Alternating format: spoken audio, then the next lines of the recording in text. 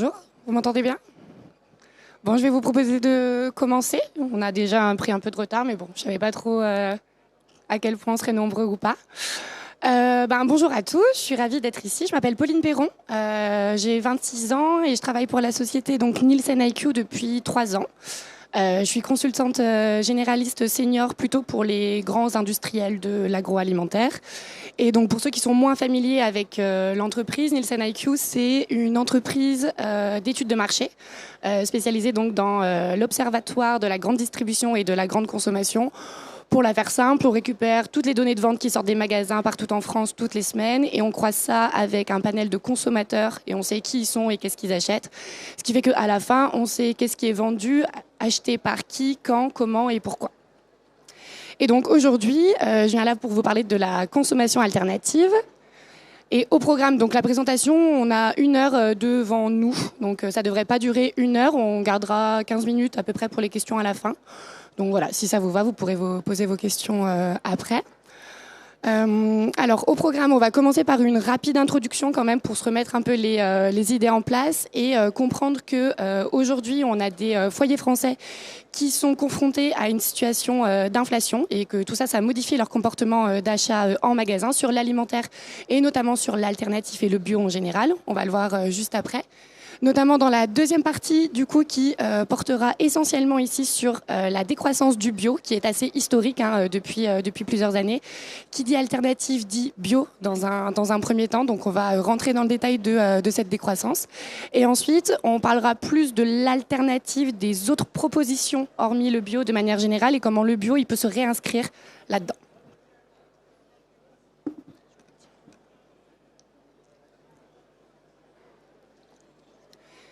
Dites-moi si jamais vous m'entendez plus après. Alors, je vous propose de commencer tout de suite avec la situation dans laquelle se trouvent les Français aujourd'hui. Et on peut tout de suite constater que le moral des Français, il est un peu au plus bas.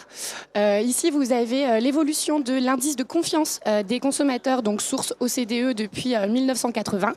De la gauche jusqu'à 2022 à droite.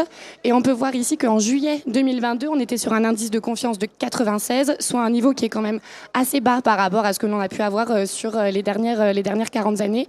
Finalement, on est à peu près au même niveau que l'on avait eu pendant la crise de 2018 à 2013. On avait mis environ 5 ans avant que les Français retrouvent un petit peu plus confiance. Et là, on est sur un niveau qui est même plus bas que ce que l'on pouvait avoir pendant mars 2020 et la crise du Covid et du confinement. Et pour cause, c'est qu'on est face à des Français, des ménages français qui sont plutôt inquiets. Et quand on leur demande quelles sont leurs principales inquiétudes par rapport à la situation actuelle et l'actualité, on a plus d'un Français sur 2 qui nous dit être très inquiet par le sujet de l'inflation. Voilà, 58% de nos consommateurs nous disent ça. Ce qui vient juste après, c'est le réchauffement climatique, 43%. Alors, à noter, c'est que quand on a interrogé les consommateurs, on était au mois de juillet 2022, donc on était clairement en plein dans tous les dérèglements climatiques qu'on a pu connaître cet été et qui ont quand même donc eu un impact sur ce chiffre d'inquiétude du réchauffement climatique. Il n'a jamais été aussi haut depuis qu'on a interrogé les consommateurs. On est bien entendu toujours dans un contexte de guerre en Europe, 32% qui sont inquiets pour la guerre en Ukraine. Et finalement, la crise sanitaire, on n'est plus qu'à 11%. On voit qu'on commence un peu à avoir ça derrière nous et qu'aujourd'hui, vraiment, ce qui fait l'inquiétude des foyers, ça va être d'abord l'inflation et ensuite le réchauffement climatique. Et pour cause, on est depuis le début de l'année 2022 sur une inflation qui est grandissante de période en période. Là, on aura le chiffre juste après, mais sur le mois d'août, on est sur une augmentation des prix de l'alimentaire de plus 6,6%. Alors, ça peut être beaucoup moins important que ce qu'on peut l'avoir sur d'autres sources de dépenses, comme par exemple les dépenses en énergie, qui ont un impact beaucoup plus important sur le budget des ménages.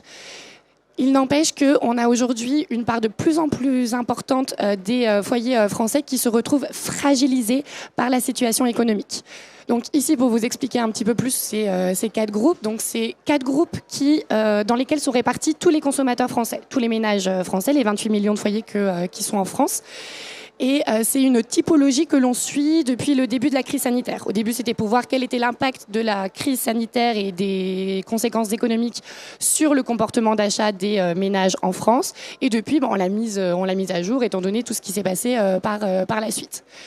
Et donc, dans ces 4 groupes, donc de la gauche, on a les contraints. Ici, c'est des gens qui étaient déjà contraints par leur situation financière et qui faisaient déjà, par conséquent, très attention à leurs dépenses en alimentaire. Ces 4 millions de foyers français, c'est 12% des foyers français. Ceux qui vont nous intéresser davantage, ça va être les fragilisés. Eux, c'est ceux qui, avant, allaient plutôt bien et qui sont actuellement fragilisés par la situation économique en France et qui doivent donc faire des arbitrages dans leur choix de consommation.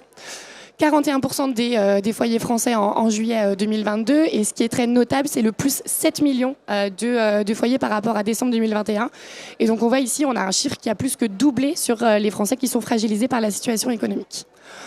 Ensuite, on a les prudents, 9 millions de foyers, 32% des foyers français. Eux, c'est ceux qui ne sont pas forcément impactés en tant que tels par leur situation financière, mais qui font quand même attention en prévision de qu'est-ce qui se pourrait passer par la suite. Et ensuite, au bout du spectre, on a les préservés. Eux, ils n'ont pas trop de soucis, leur portefeuille n'est pas impacté et du coup, ils ne vont pas forcément faire attention à ce qu'ils dépensent. Mais du coup, on peut se dire qu'entre les contraints, les fragilisés et les prudents, on a 85% aujourd'hui des foyers en France qui font attention à ce qu'ils achètent en magasin et notamment sur leurs dépenses alimentaires. Et pour cause, donc on en parlait, l'inflation, première inquiétude. Pour se mettre un chiffre tout frais là-dessus, on a plus 6,6% d'inflation sur les produits alimentaires en août 2022. Grosso modo, en janvier, on était à plus 1% et depuis janvier, chaque mois, ça progresse d'environ 1 point. Là, pour finir en août, à plus 6,6%. On a eu les derniers chiffres qui sont tombés ce matin. On était à plus 7,5% sur la dernière semaine là, de septembre. Donc, c'est une inflation qui continue d'augmenter. Elle est un peu moins forte sur les produits biologiques. Elle est de l'ordre de 5,6% là, sur le mois d'août, environ 1 point de moins que sur les produits grosse masse alimentaires. Il n'empêche que les produits bio sont plus chers, ce qui a un impact, on le verra juste après, mais une inflation qui est quand même bien présente, étant donné qu'on a 100% des catégories alimentaires en magasin qui sont inflationnistes, et l'impact, il est réel, c'est en moyenne 28 € en plus qu'un ménage doit dépenser par mois sur ses courses alimentaires par rapport à l'année dernière, ce qui est quand même pas négligeable. Et donc, face à cette inflation qui est grandissante, les Français, ils changent leurs habitudes. Et quand on leur demande qu'est-ce qu'ils vont faire pour essayer de faire des économies sur leur budget alimentaire, voici les réponses qui sortent le plus souvent. Donc, parmi elles, je vais vous citer, j'essaye d'acheter davantage en promotion, ça c'est 46% d'entre eux. Ils vont comparer plus attentivement les prix, là c'est 44% d'entre eux. Ils vont utiliser une liste de courses, dépenser moins sur des catégories plaisir, la viande, le poisson, le vin, le chocolat, moins de friandises, etc. etc. Ils vont aussi acheter davantage de gros formats, comparer les prix au kilo, etc. etc. Ce qu'il faut avoir en tête, c'est que le consommateur, il choisit déjà dans quel magasin il veut aller en fonction de son budget. Et ensuite, en magasin, il choisit quel type de rayon il veut fréquenter. Et au sein des rayons, quel type de produit. Est-ce que ça va être une marque? Est-ce que ça va être une marque de distributeur? Est-ce que ça va être un produit bio? Etc. etc. Et il a le prix qui est constamment dans le collimateur. Ce qui fait que tout ça entraîne, on va dire, une stabilisation de la montée en gamme qui était très importante ces dernières années. Pour vous expliquer un petit peu cette slide, donc là, plus 1,6%, c'est la croissance du chiffre d'affaires de l'alimentaire en grande surface généraliste depuis le début de l'année, donc de janvier à août. C'est plus 1,6% de chiffre d'affaires. On les décompose forcément par les volumes. Qui sont ici à moins 1,7%, on recule par rapport à l'année dernière. On va le voir, mais il faut bien se rappeler aussi que l'année dernière, sur les 8 premiers mois de l'année, on n'en avait pas tout à fait fini avec cette histoire de Covid et de crise sanitaire. On était souvent soit confinés, soit en couvre-feu, on n'allait pas forcément au travail, les enfants pas forcément à l'école, etc., etc. Donc la consommation à domicile, elle était boostée. On avait une consommation hors domicile qui, au contraire, était moins forte que sur les années avant Covid. Et là, on a ce contre-coup. Les gens ressortent plus, les gens vont au travail, les gens vont au restaurant, etc., etc. Donc, ils dépensent moins en volume sur l'alimentaire dans les grandes surfaces spécialistes. Et donc, face au volume, on a l'effet prix. L'effet prix, il peut être porté par deux choses. Soit l'effet inflation. Là, on va avoir un prix qui va augmenter. Il était à 2 € l'année dernière, il passe à 2,30 € cette année. Soit l'effet de mix, qu'on appelle donc positif ou négatif. Ça, c'est tout simplement une montée en gamme. Un consommateur, il va aller choisir sur une unité de besoin donnée, soit un produit qui est plus valorisé que l'autre. Typiquement, si je vais aller acheter de la marque nationale au lieu d'une marque distributeur. Je vais aller acheter un produit bio au lieu d'un produit conventionnel. Et auparavant, donc sur les dernières années, c'est ce que vous avez ici depuis 2017, c'était vraiment cet effet de mix, cette montée en gamme qui drivait les gains de l'alimentaire en France. On avait une premiumisation de la consommation. Et depuis 2022, on a une stabilisation en gamme. Alors, on n'est toujours pas dans le négatif, mais seulement plus 0,2%. Et ça, on peut le voir, ça marque complètement le coup par rapport aux années précédentes. Et ça, ça impacte directement notre fameuse consommation alternative dont on va se parler maintenant. Donc, consommation alternative, qu'est-ce qu'on englobe? On va englober tout d'abord les produits biologiques. C'est le plus gros, c'est à peu près la moitié de ce que représente toute la consommation alternative. C'est un peu le pilier, puisque quand il y a 10 ans, on voulait consommer alternative, mieux, durable, responsable, on consommait du bio. Depuis plusieurs années, on a eu toute une arrivée de d'autres propositions, qu'elles soient végétales, do it yourself, less is more. Less is more, c'est tout ce qu'on va appeler les produits sans résidus de pesticides, sans nitrites, sans alcool, etc., etc. Des produits qui sont mieux pour la santé souvent et mieux pour la planète. On va retrouver tout ce qui est produits écologiques aussi, notamment sur les emballages, produits faits à partir de matières recyclées, tout ce genre de choses, le naturel, le local, etc. Donc aujourd'hui, la consommation alternative, c'est environ 11,4 milliards d'euros. Et comme vous pouvez le voir, c'est stable, voire en légère décroissance par rapport à l'année dernière, de moins 0,3%. On avait déjà eu un petit coup d'arrêt en 2021. On était seulement sur une croissance de plus 1%. Et par contre, en 2020, on était sur des ordres de grandeur beaucoup plus importants, plus 12%. Et c'était même encore plus les années d'avant.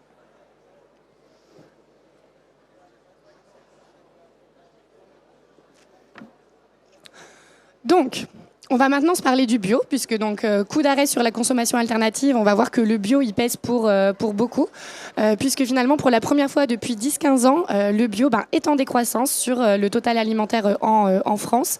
Et pour vous donner un premier chiffre, c'est moins 5% environ de chiffre d'affaires qui a été fait sur les produits bio dans les grandes surfaces généralistes depuis un an. Et ça, c'est vraiment inédit. Aujourd'hui, au total alimentaire, on est sur un poids du bio dans les ventes de l'alimentaire qui est d'environ 5%. 4,9% pour être précis sur les derniers chiffres du mois de juillet. Et on voit que depuis 2020, on est sur quelque chose qui stagne, alors qu'auparavant, on avait quand même une très bonne croissance. Et on a même perdu donc 0,2 points par rapport à l'année dernière. Moins 5,3%, c'est l'évolution du chiffre d'affaires depuis le début de l'année 2022. On est en fait sur une décroissance qui s'accélère du bio au fil de l'année, au fur et à mesure que l'inflation progresse également. Et moins 16%, là, c'est notre partenaire Biotopia qui nous a fourni le chiffre. C'est le chiffre d'affaires, l'évolution du chiffre d'affaires pour les grandes surfaces spécialistes bio. Donc derrière, c'est tout ce qui est Biocoop, Naturalia, etc., etc. Moins 16%, ça veut dire que ces grandes surfaces spécialistes en bio souffrent plus que les grandes surfaces alimentaires généralistes sur les produits bio.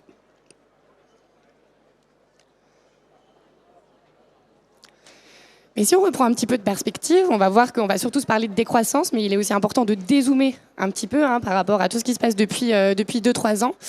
On a voulu vous remettre quelques chiffres sur un historique plus long, et notamment par rapport à 2019, qui est finalement la dernière année normale que l'on a eue avant crise sanitaire, inflation, guerre en Ukraine, etc., etc. Le chiffre d'affaires du bio, il est en croissance de plus 15,5% par rapport à 2019. Donc, OK.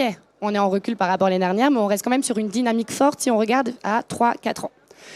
Plus 1 million, c'est le nombre de foyers qui sont arrivés sur des produits bio pour la première fois depuis 2017. Aujourd'hui, on avait environ 98% des Français qui sont acheteurs de bio en 2022, c'est-à-dire à peu près tout le monde. On a forcément presque tous les consommateurs qui vont aller acheter un produit bio au moins une fois sur un an en grande et moyenne surface généraliste. Et pour preuve, 24%, c'est le nombre de paniers. À chaque fois que je vais en magasin, j'ai un panier de produits qui contiennent au moins un produit bio à chaque acte d'achat, et c'est plus 6 points par rapport à 2017. Donc on voit bien que le bio il s'est finalement installé dans les habitudes de consommation des Français, mais que cette année 2022, elle marque un premier coup d'arrêt. Et ce qui est très atypique et ce qui commence à nous faire penser qu'il y a quand même pas mal de travail à refaire sur le bio, c'est que pour la première fois, on a des foyers, les foyers les plus aisés que l'on peut retrouver en France, ceux qui gagnent le plus d'argent, qui stabilisent pour la première fois leur consommation de produits bio. Donc ici, vous avez l'évolution des dépenses des consommateurs depuis 2017, indice 100 en 2017 pour tout mettre sur la même échelle. En fonction donc du type de revenus que les foyers vont gagner. Donc on part des plus modestes pour aller vers les plus aisés. Et ici, on a tout ce qui, on va dire, les classes moyennes. Et donc, comme vous pouvez le voir, croissance qui est quand même très importante sur toutes les cibles de produits, hein, de 2017 à 2020. 2021, on avait encore une légère progression sur tous les types de foyers, mais un peu moins sur les modestes. Et là, 2022, pour le coup, ça marque vraiment le pas. Même les plus aisés, ils baissent tout doucement leur consommation. En tout cas, ce qu'il faut avoir en tête, c'est qu'ils ne progressent plus. Ça, c'est complètement atypique, étant donné que les foyers les plus aisés, ce sont ceux qui donc gagnent le plus d'argent, et ce sont quand même ceux qui représentent plus que prévu les consommateurs des produits qui sont biologiques. Ils représentent 20% de toutes les ventes de produits bio, ce qui est plus que ce que l'on peut retrouver sur du conventionnel. Néanmoins, donc les aisés, ils commencent à baisser leurs dépenses de produits bio, mais il faut bien avoir en tête que ce qui pèse le plus dans le recul, c'est tout ce qui va être au milieu, on va dire les classes plutôt moyennes. Le recul du bio, il est transversal, on va le voir tout d'abord sur les rayons que l'on retrouve dans les grandes et moyennes surfaces. Le recul, il se constate de partout, que ce soit sur les plus gros rayons, les plus affinitaires, le frais laitier, l'épicerie sucrée, l'épicerie salée. Voilà, on est sur une baisse qui est quand même assez importante hein, depuis 2 ans. L'hygiène beauté, donc on avait eu un rattrapage en 2021 par rapport à 2020, mais là ça commence encore une fois à stagner. Il n'y a que sur le surgelé salé où on va avoir une légère progression de 0,2 points et les liquides alcool où là pareil on reste stable, 1,1% de bio dans les ventes d'alcool. Ça reste quand même encore assez confidentiel. Mais une baisse du bio qui s'observe donc sur tous les rayons et sur tous les réseaux de distribution. Donc ici, vous avez les différents types de circuits de distribution que l'on regarde chez Nielsen IQ. On va retrouver les hypermarchés, les supermarchés, les magasins de proximité, que ce soit rural, urbain, le drive. SDMP, c'est tout ce qui va être les discounters, Lidl, Aldi, etc. Ils sont ici. Et donc, ce qu'on voit, c'est que, idem, hein, comme sur les rayons du PGC FLS, tous les circuits de distribution sont en recul sur le bio. Même le drive, qui est un des circuits les plus affinitaires de ce type de produit, avec des consommateurs qui sont également plus enclins à consommer du bio sur ce type de circuit fréquenté. Finalement, il n'y a que les enseignes donc, de discounters qui vont progresser. Et là, typiquement, il faut aussi voir le succès Lidl, Aldi, des magasins qui sont de plus en plus fréquentés depuis début 2022, encore une fois pour des raisons budgétaires. Donc, on va rentrer dans le détail du recul du bio. On a identifié 4 axes majeurs qui expliquent le ralentissement de la croissance des produits biologiques. Le premier, c'est tout simplement la reprise de la consommation hors domicile, qui a repris là depuis début 2022. Comme je vous le disais, on est sur un historique 2021 où on avait une consommation à la maison qui était beaucoup plus importante. Ensuite, on a un ralentissement de l'offre, le développement de l'offre bio qui donc ralentit en magasin, et ça c'est complètement inédit par rapport aux années précédentes. Tout ça dans un contexte inflationniste où le prix du bio il reste plus cher, c'est en moyenne 30% plus cher que des produits conventionnels et qui peut donc être décourageant pour les consommateurs qui essayent de faire des économies sur leurs dépenses alimentaires. Et enfin, on verra que une des autres raisons, c'est qu'on a eu le développement d'autres alternatives, que ce soit des labels ou d'autres offres mieux disantes, on le verra par la suite, qui viennent directement concurrencer le bio.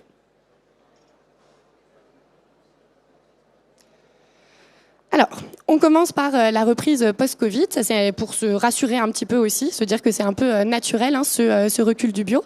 Ici, vous avez les 10 catégories de produits où le bio recule le plus en absolu cette année par rapport à l'année dernière. Sur ces 10 catégories, ça représente 40% du recul. Donc c'est quand même énorme, alors que c'est 30% du chiffre d'affaires. Donc il y a une surcontribution hein, de ces familles-là. Et qu'est-ce qu'on retrouve ? Pas mal de produits que l'on utilisait l'année dernière quand on était confinés chez nous. Du lait, des œufs, du chocolat, du beurre, des huiles, tout ce qui nous sert à faire à manger à la maison, et même des catégories un peu fond de placard, celles qu'on avait plébiscitées pendant les confinements, notamment des conserves de légumes, des huiles et des biscuits. Donc là, forcément, on a une reprise de l'activité, plus de repas hors domicile, ça recule. Autre manière de le montrer, c'est le poids du drive dans les pertes du bio. Donc drive, c'est voilà, Leclerc Drive, Carrefour Drive. J'ai cherché mes courses directement au magasin, elles sont dans mon coffre. C'est moins 10% de chiffre d'affaires sur le drive. Au total, on était à moins 5, donc ça va. La décroissance, elle va 2 fois plus vite sur le drive que sur les autres circuits de distribution. Et idem, drive, c'était un canal de distribution qui avait été privilégié pendant toute cette période de confinement à domicile parce que c'était beaucoup plus pratique pour les Français. On le voit également dans les types de consommateurs qui déconsomment le plus rapidement les produits biologiques. Donc tout en haut, vous avez donc les foyers qui vont déconsommer le plus vite cette année par rapport à l'année dernière les produits bio. Et on va retrouver notamment des familles, ce que vous avez tout en haut, les foyers 5 personnes et plus, 4 personnes, etc. Et également les plus jeunes, 35 à 50 ans, moins de 35 ans. Et ça, c'est tout simplement des gens qui avaient beaucoup augmenté leur consommation à domicile pendant toutes les périodes de crise sanitaire parce qu'ils sont plus aptes à aller consommer à l'extérieur habituellement. Donc la réouverture, on consomme plus à l'extérieur que l'année dernière. Et pour confirmer ça, à l'autre bout du spectre, on a les plus de 65 ans qui, eux, sont moins enclins à aller au restaurant, au travail, etc., etc. Et qui, du coup, eux, pour le coup, continuent d'avoir des achats qui progressent sur les produits biologiques. Donc face à cette déconsommation du domicile, on a un autre facteur qui est non négligeable et qui explique le recul du bio aujourd'hui, c'est le ralentissement de l'offre. En fait, il faut bien avoir en tête que ces dernières années, la croissance du bio, elle passait essentiellement par des gains mécaniques qui étaient qu'on avait plus de références bio qui étaient en magasin. Ici, donc, vous avez sur la partie de gauche du graphique l'évolution du nombre de références bio qui sont en hypermarché et en supermarché depuis 2018. Et on voit qu'on a une croissance très forte de 2018 à 2020. 2020, on est environ ici. Et que depuis, ça stagne, voire c'est en décroissance sur les premières périodes de l'année. Et pour avoir des chiffres très clairs, en 2017, on avait 4% de l'offre en magasin qui était bio pour 3% du chiffre d'affaires. En 2022, on a plus que doublé cette offre bio en magasin, 8,4%. Et pour autant, le chiffre d'affaires, il n'a pas non plus doublé. C'est-à-dire qu'on est sur une offre bio qui a été de plus en plus importante en magasin, mais les performances, elles n'étaient pas forcément au rendez-vous.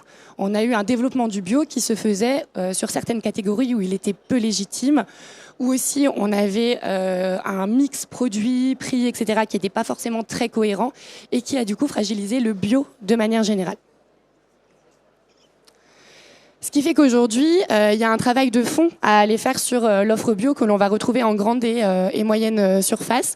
On a encore pas mal de catégories que l'on peut aller développer sur de l'offre bio, mais il y en a aussi la grande majorité que l'on va devoir rationaliser afin de rapporter le plus de chiffre d'affaires possible aux catégories en question.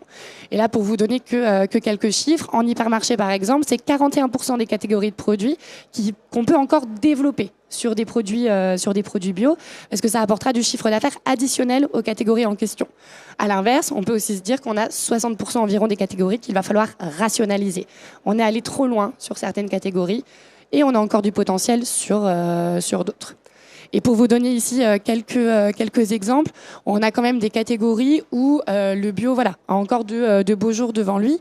Sur la partie de gauche, vous avez le top 10 des familles de produits en croissance par rapport à 2019, donc avant Covid. La première, donc, c'est le café, plus 51 millions d'euros qui ont été réalisés sur le café bio en grande et moyenne surface. Et donc on le voit peut-être pas très bien ici. Mais vous avez une petite différence donc de flash, pas flash. En gros, on a le café, l'alimentation infantile, la bière, l'hygiène féminine et le shampoing. Ça, ce sont des catégories où le bio est en croissance tous les ans depuis 2018, ce qui laisse présager donc quand même de bonnes perspectives à l'avenir. Notamment que nos études modélisées nous disent qu'on peut encore aller pousser le bio sur ce type de catégorie. À l'inverse, on a certaines catégories où on est allé trop loin. Alors, c'est pas pour autant qu'elles n'ont pas performé et dégagé du chiffre d'affaires. C'est le cas des conserves de légumes, par exemple, ici. Plus 16 millions d'euros par rapport à 2019. Néanmoins, voilà, une part d'offre du bio qui est aujourd'hui trop importante et qu'il faut réduire pour apporter le plus de chiffre d'affaires possible à la catégorie. Et donc, on est, comme je vous le disais, on est face à une vraie rationalisation de l'offre bio depuis le début de l'année. Rationalisation de l'offre, on va dire valorisée de manière générale aussi depuis le début de l'année. Et finalement, on a des enseignes de distribution qui vont aller de plus en plus privilégier leurs propres produits en magasin, puisque souvent plus accessibles en prix. Donc, en période d'inflation, ça fait tout à fait sens. Et donc, l'offre bio par des marques distributeurs, elle est en croissance sur le début de l'année de plus 2%. Pour autant, les ventes sont quand même en recul, moins 2,7%. Vous avez l'offre à gauche, l'évolution de l'offre à gauche et l'évolution du chiffre d'affaires à droite. On voit que voilà, le développement de l'offre, ça fait que ça stabilise ces marques distributeurs. Elles décroissent moins que le reste. Néanmoins, la demande, elle n'est toujours pas au rendez-vous non plus. Les marques nationales et ce qu'on va appeler les pure players. Pure players, c'est clairement les gens qui font que du bio. C'est un chiffre d'affaires du bio qui représente au moins 80% de leur chiffre d'affaires total, qui sont donc également moins présents en magasin depuis le début de l'année et où tout ça se répercute directement sur le chiffre d'affaires à la fois des marques nationales et des pure players. Et finalement, la question de la légitimité de la MDD, elle fait sens dans l'aspect prix des produits biologiques. Ici, on a voulu vous l'illustrer en faisant un panier fictif, composé de 10 articles. On va retrouver du beurre, du café, du jus de fruits, des haricots verts, des œufs, etc., etc. Donc tout ce qu'il y a pour manger pendant quelques jours.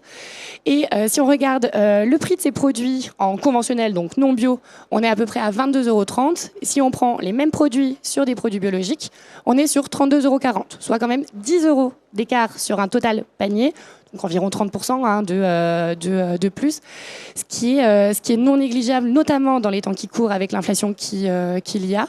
Et on a quand même encore 54%, donc plus d'un Français sur deux, qui trouvent que les produits bio sont trop chers par rapport aux bénéfices qu'ils apportent. Donc la question du prix, avec déjà tout ce dont on s'est parlé auparavant, elle est quand même prédominante et responsable pour beaucoup dans le recul du bio aujourd'hui. Et ça sera un levier majeur sur lequel on devra jouer pour les années à venir.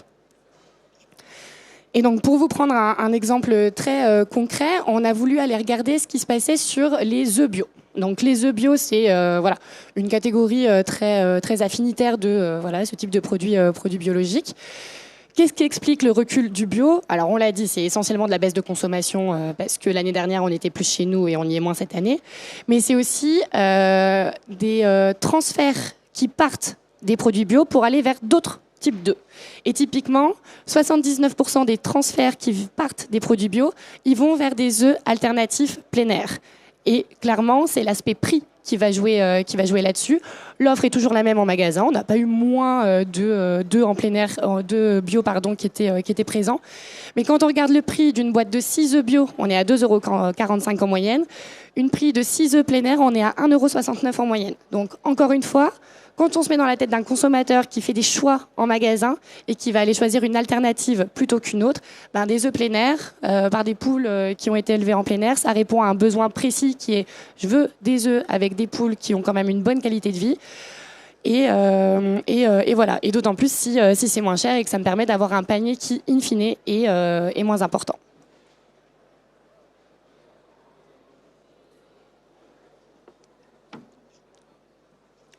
Donc les œufs en plein air, c'était un exemple. On va voir que le bio, il est fragilisé par tout autre type d'alternative et qu'il y a un vrai besoin de réassurance pour la filière bio aujourd'hui si on veut la rendre pérenne. Pourquoi? Parce que ici, donc, vous avez 4 affirmations qu'on a proposées donc à nos panélistes et ils devaient nous dire s'ils étaient d'accord ou pas d'accord, voire très très d'accord. Et donc, on a quand même 56% des consommateurs qui nous ont dit qu'il valait souvent mieux acheter un produit de bonne qualité, que ce soit avec un label fermier ou local, plutôt qu'un produit bio. Donc, c'est plus de la moitié des consommateurs et c'est en progression, plus 1 point par rapport à l'année dernière. On a aussi donc le fameux chiffre que je vous ai mis tout à l'heure, les produits bio sont trop chers par rapport aux bénéfices qu'ils apportent, en progression de plus 2 points par rapport à l'année dernière. Le point sur la santé, il est important aussi. 36% des Français ne sont pas convaincus que les produits bio soient meilleurs pour la santé. Et le chiffre qui m'interpelle le plus, c'est ici ce 27%, c'est les produits bio permettent une agriculture vraiment plus écologique. il n'y a que 27% des consommateurs qui pensent que oui. Et en fait, on a eu une perte de compréhension de la part des consommateurs des produits biologiques, et il y a un vrai besoin de réassurance, de réexplication et de rééducation à faire, donc de la part des acteurs, des intervenants, mais aussi de la part des pouvoirs publics, pour défendre cette agriculture qui est bio et la rendre plus pérenne. On a converti pas mal de parcelles, c'est pas pour maintenant devoir les reconvertir en conventionnel. Et tout ça, ça a aussi été accentué par la proposition de nouvelles alternatives. Ici, vous avez le pourcentage des Français qui déclarent acheter les produits suivants plus qu'avant. Et là-dedans, on va retrouver donc, comme on le disait, tout ce qui va être local. Les fabriqués en France, produits de ma région, on est à peu près sur 30% des foyers français qui achètent ces produits-là plus qu'avant.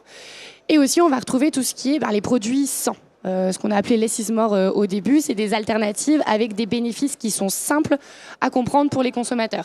Et typiquement, c'est sans nitrite qu'on va retrouver sur la charcuterie plus particulièrement.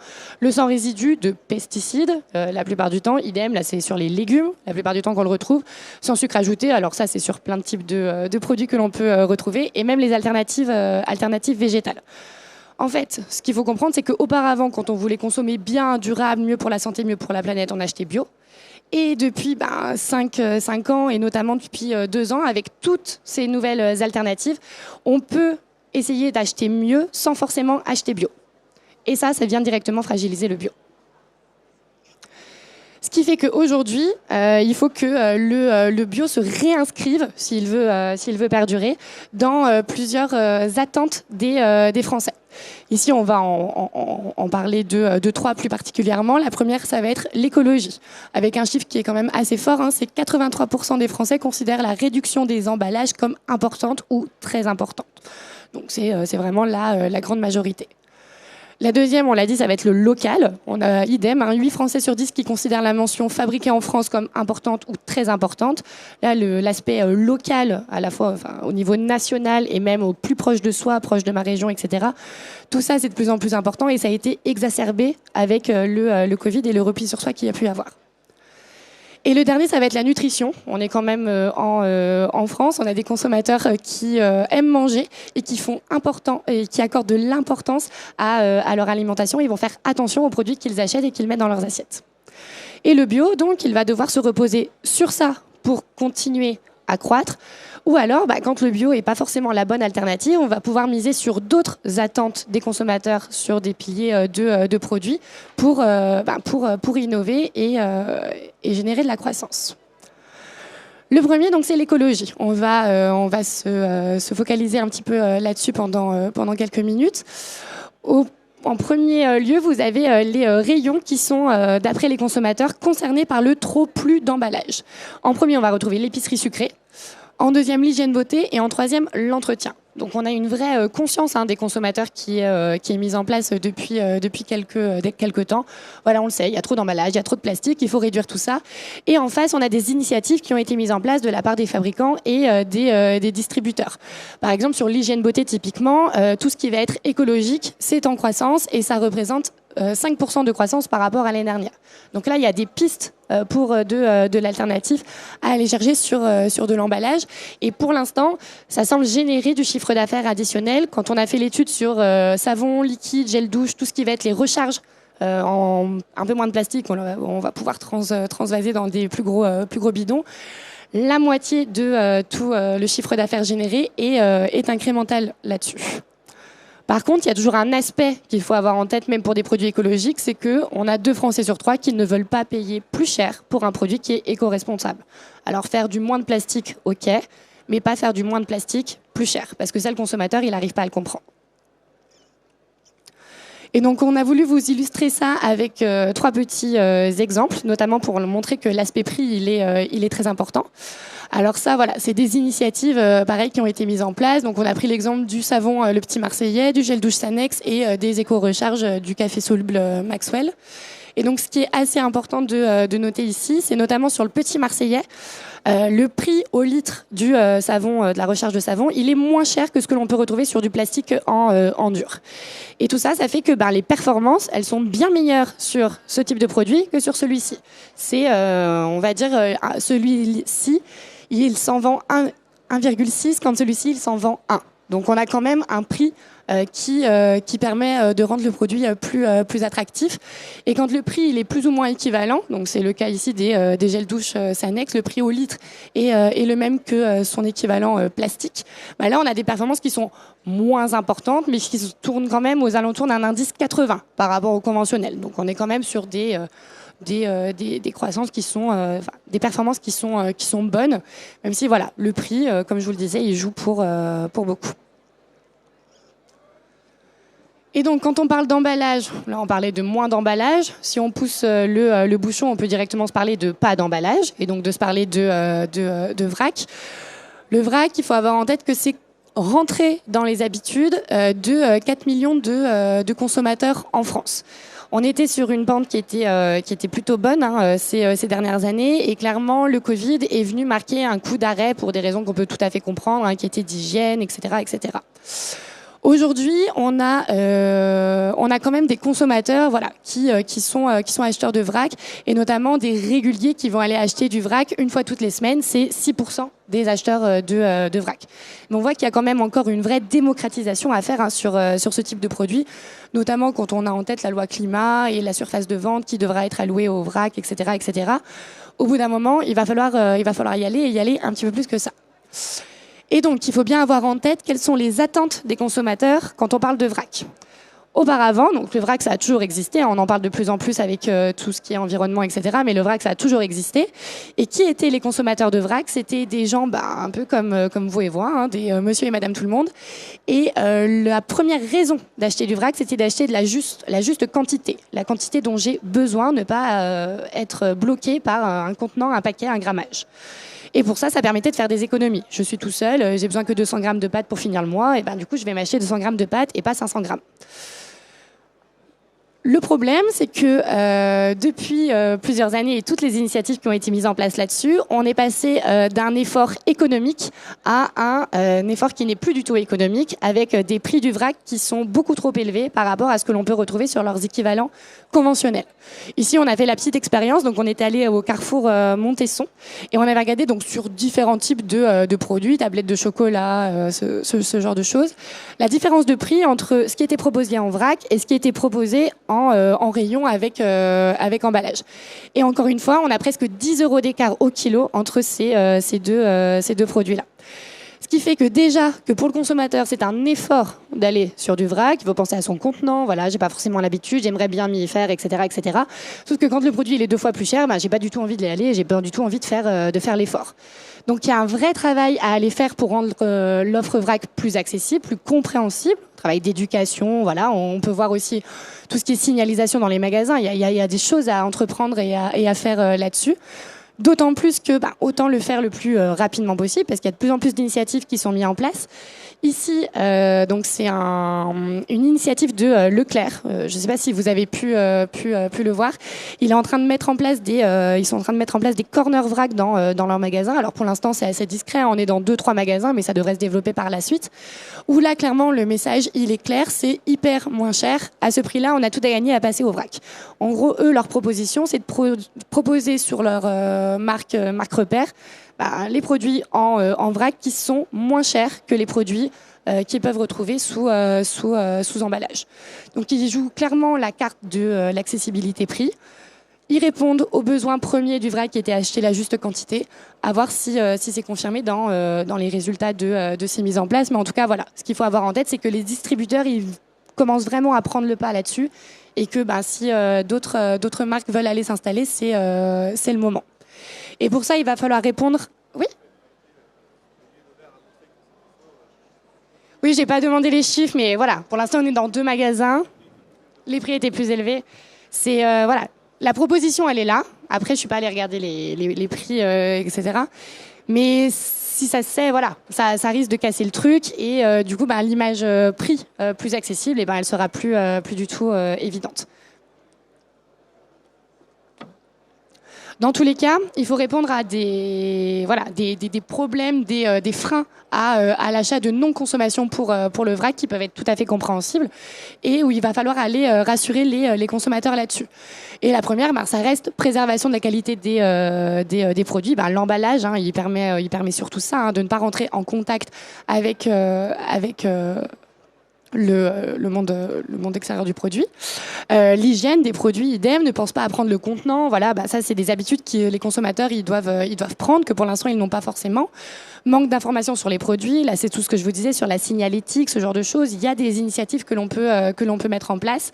Difficile d'évaluer le prix du paquet. Voilà, idem, toujours cette question du prix qui est colossale.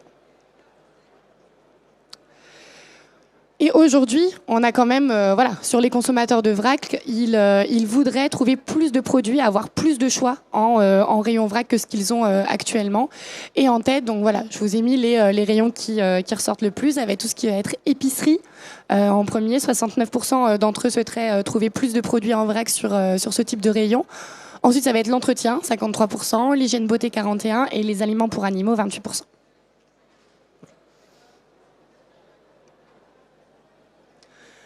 Le deuxième aspect dont on va se parler ici, ça va être le local.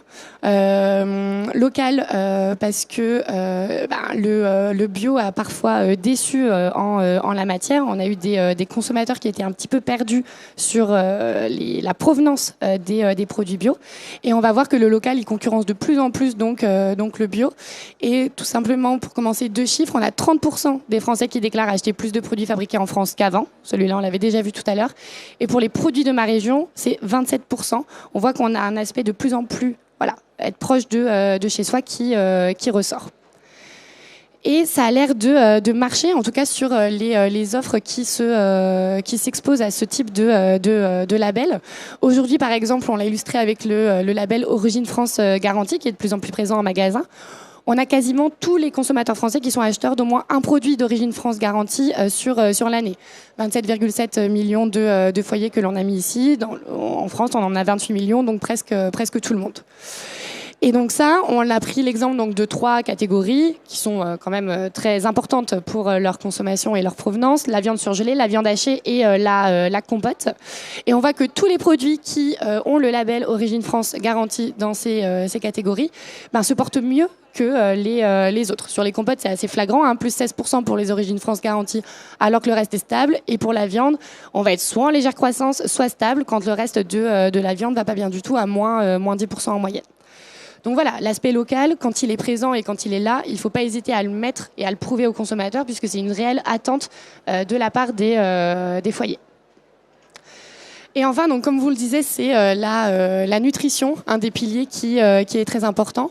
On a de plus en plus de Français que l'on appelle au régime. Alors régime, c'est un bien grand mot. Faut pas le voir comme manger moins pour perdre du poids. C'est plutôt, on a des Français qui vont faire attention aux aliments qu'ils mettent dans leurs assiettes, et notamment à tout ce qui est additif. Ils vont aller privilégier tout ce qui est produit sans, typiquement les sels réduits, les sans sucre ajouté, etc., etc. Et pour preuve, on a des propositions de plus en plus importantes sur ces produits sans, notamment avec tous les scandales qu'on a pu avoir aussi ces dernières années, qui font qu'aujourd'hui, c'est vraiment une croissance qui est forte, plus 17% de croissance sous tout ce qui va être 100 ou moins 2. Et ça s'illustre aussi par la baisse de consommation de viande qui est de plus importante en France. Ça reste encore faible, mais ça commence à prendre de plus en plus de poids. Et ça, on va dire qu'il y a 3 motivations derrière tout ça. Tout d'abord, on va avoir l'aspect conscience animale. Voilà, c'est à peu près 6% des foyers qui déclarent ne plus vouloir manger de viande ou manger moins de viande pour une raison derrière qui est de la conscience animale. Je veux que les animaux soient bien traités, etc., etc. Ça va être leur motivation numéro 1. Donc ça reste quand même assez confidentiel, 6% des consommateurs, mais quand même. Et l'autre raison, ça va être ce qu'on va appeler la santé et responsabilité, c'est réduire sa consommation de viande pour des raisons de santé dans un premier temps, parce que c'est meilleur pour mon corps de manger plus de protéines végétales qu'animales, mais aussi pour des questions environnementales et de responsabilité personnelle. Quand on voit la progression de Français qui veulent réduire leur consommation de viande. C'est plus 3 points par rapport à 2021 et c'est quand même un Français sur 3. Ce chiffre-là, il est énorme. Il y a 10 ans, on n'était pas du tout sur les mêmes proportions. Et on se dit qu'il va continuer à grossir de plus en plus, notamment quand on voit l'aspect environnemental et réchauffement climatique qui est de plus en plus important chez les consommateurs français. Et c'est aussi le cas quand on voit la nouvelle génération. Ici, vous avez l'évolution des achats de viande par tranche d'âge, donc des moins de 35 ans aux plus de 65 ans. Et on voit que les plus jeunes sont aussi ceux qui sont le plus enclins à aller réduire leur consommation de viande. On le sait aussi, c'est ceux qui sont les plus concernés par les préoccupations environnementales. Et donc, ces gens plus jeunes, on peut aussi se dire que c'est les consommateurs de demain, c'est ceux qui feront les ventes de demain. Et donc on a quand même de bonnes raisons de se dire que la consommation de demain, elle sera moins carnée et beaucoup plus végétale. Et donc ça, on l'a vu ces dernières années avec la progression du chiffre d'affaires de ce que l'on va appeler le scope végétal. Donc scope végétal, on va pas prendre les légumes en tant que tels que vous avez l'habitude de consommer, mais vraiment toutes les alternatives végétales à des produits existants. Donc typiquement le traiteur, tout ce qui va être yaourt, les boissons végétales, les aides culinaires, coco, soja, etc. Le surgelé salé végétal, toutes les gammes veggie qui peuvent être lancées, ce genre de choses. Et donc le végétal, là on va y rester quelques minutes, ça va être un peu la même histoire qu'on a eue sur le bio. C'est qu'on est sur un coup d'arrêt de la croissance du végétal depuis cette année, alors qu'avant on était quand même sur une bonne perspective de plus 9,5% de chiffre d'affaires, coup d'arrêt moins 0,7%. Et ça, c'est également lié à la plus faible croissance de l'offre que l'on a depuis un an par rapport aux dernières années. Si on prend un petit peu plus de recul ici, donc on est sur l'évolution de l'offre du traiteur végétal. Donc c'est là où on va retrouver la plus grosse partie des offres végétales. En 2018 et en 2020, on voit que la croissance, elle était importante et que concrètement, le chiffre d'affaires que vous avez en haut, il suivait la même ligne que le nom moyen de référence. Donc, comme pour le bio, on avait une croissance qui passait par le développement de l'offre, plus de produits en magasin, donc plus de produits qui sont achetés. Et concrètement, les ordres de grandeur entre la croissance du chiffre d'affaires et la croissance de l'offre, elle est presque équivalente. Le problème, c'est que, comme on le disait sur le bio, là, on a un ralentissement de l'offre. On était donc sur 22% jusqu'en 2020. Là, cette année, on est plus sur l'ordre de plus 2%. Donc, ralentissement. Le chiffre d'affaires, par conséquent, il commence à baisser aussi. Traiteur végétal, on est à plus 3%. Boisson végétale, là, on est même à moins 4% de chiffre d'affaires quand l'offre, elle progresse. Et l'UF végétal, c'est à peu près la même histoire. Disons qu'on est plutôt stable. Mais voilà, ce qu'il faut se dire, c'est que, idem, comme sur le bio, il y a un enjeu d'aller proposer des alternatives végétales, d'aller diversifier l'offre existante pour les consommateurs, pour aussi aller générer de la croissance derrière. Et tout ça avec un prix qui doit être cohérent. Donc, comme sur le bio, le prix sur l'offre végétale par rapport à des équivalents conventionnels est souvent plus valorisé, plus cher. Et étant donné qu'on est sur des produits que les consommateurs ne connaissent pas, qui ne sont pas forcément prêts à aller tester au début, qu'il va falloir démocratiser, les performances sont moins au rendez-vous que du conventionnel. Et là, on voit bien que plus c'est cher, moins c'est acheté. C'est ce que vous avez ici. Quand le prix il est très proche de son équivalent conventionnel, on tourne un petit peu moins, un 10,89 par rapport au conventionnel, donc on tourne déjà moins, alors qu'on est à peu près au même prix. Et plus on va être cher, moins on va tourner. Donc il y a un vrai aspect prix, encore une fois, à prendre en compte pour aller démocratiser ce type de produit pour démocratiser la consommation.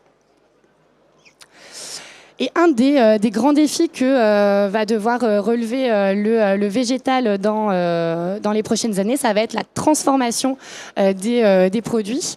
Là, on s'est amusé, on est allé regarder le pourcentage de l'alimentation qui était basé sur des aliments ultra transformés, suivant plusieurs types de régimes alimentaires. Donc on a par exemple la moyenne de la France ici, on est à peu près à 36% de ce qu'on avale qui est ultra transformé.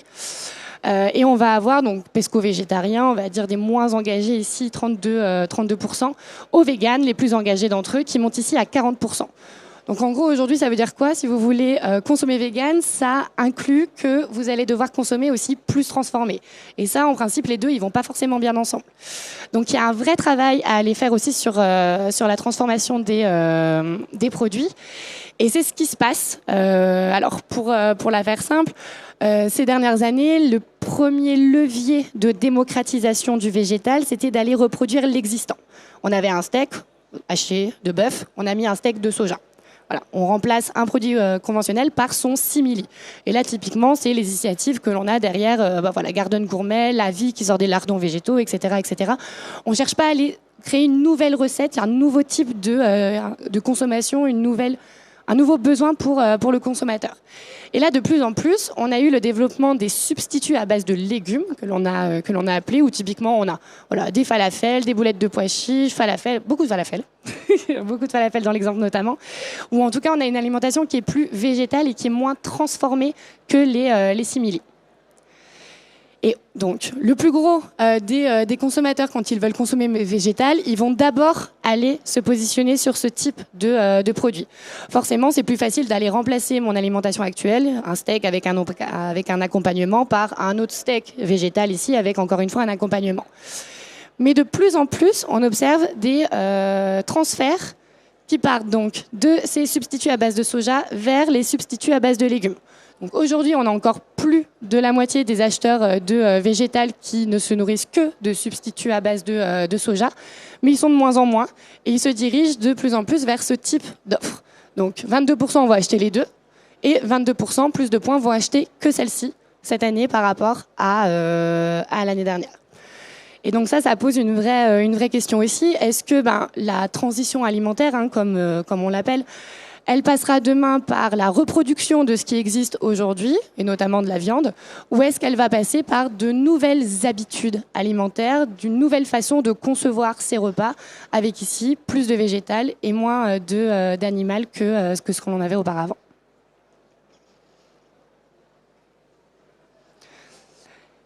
Et donc, je vais finir là-dessus, notamment pour parler végétal. Le potentiel de croissance, il reste énorme sur le végétal, beaucoup plus que sur le bio et beaucoup plus que tout ce qu'on a appelé produits sans, étant donné qu'aujourd'hui, on a encore une marge on a 64% des consommateurs en France qui n'en achètent pas. Et donc, du coup, on a aussi 64% des consommateurs qui pourraient aller en acheter au moins une fois. Et ça, c'est vrai qu'il y a un vrai défi, c'est d'aller tout d'abord donner envie aux consommateurs d'aller acheter ce type de produit et d'avoir le mix produit qui est cohérent à côté, distribué au bon endroit, au bon prix, avec la bonne recette. Voilà, c'était la fin de cette présentation. On n'a pas trop le temps pour les questions, mais on peut peut-être en prendre une autre.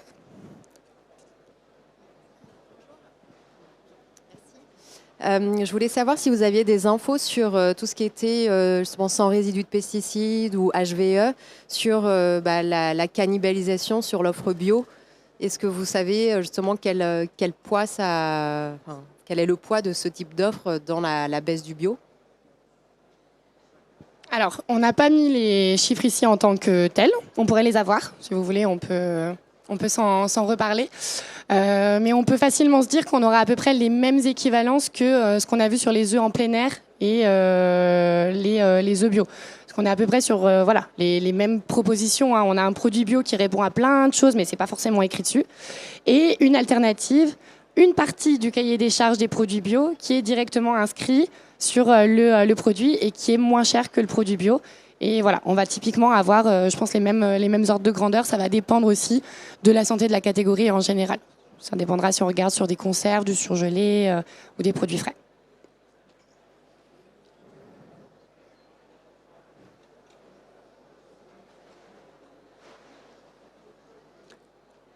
Bon, si vous n'avez pas d'autres questions, n'hésitez pas à prendre mon mail. Si vous avez des questions qui peuvent vous venir par la suite, j'ai des petites cartes aussi si vous avez besoin. Merci pour votre écoute et je vous souhaite une bonne journée, un bon salon.